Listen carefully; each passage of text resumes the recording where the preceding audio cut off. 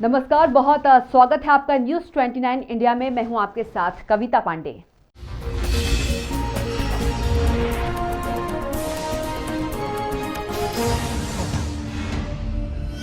मुख्यमंत्री शिवराज सिंह चौहान के विधानसभा क्षेत्र में इन दिनों कांग्रेस और बीजेपी के बीच घमासान मचा हुआ है।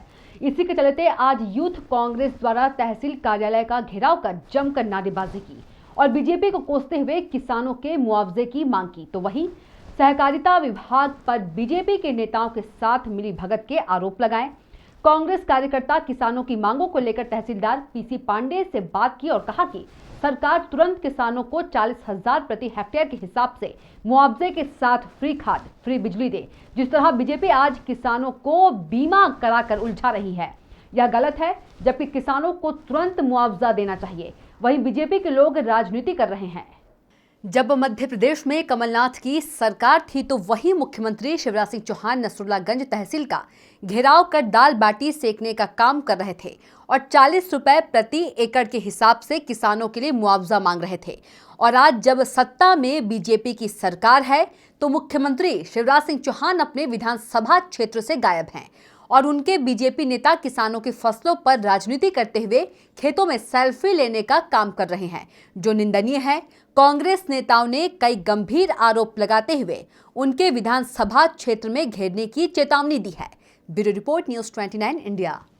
शासन प्रशासन से जवाबदारी तय की जाए। जवाबदारी ऐसी कि आज आप किसान का बीमा कर रहे हो, मरी हुई फसल का बीमा कैसे हो सकता है? हमारा सरकार से सवाल है सीधा कि मरी हुई फसल का कैसे बीमा हो सकता है? सरकार का कहना हम बीमा, हमने बोला कि आप बताइए फसल में कितना नुकसान हुआ।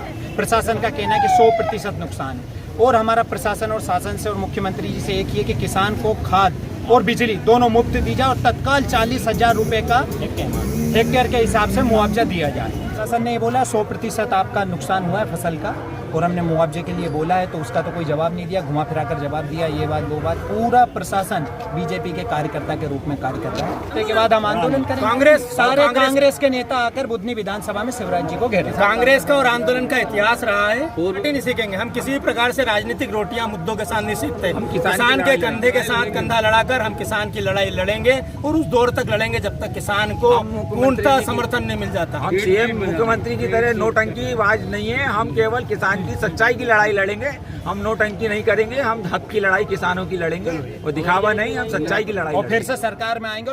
तो आप देखते रहिए न्यूज़ 29 इंडिया, एक देश सारे प्रदेश।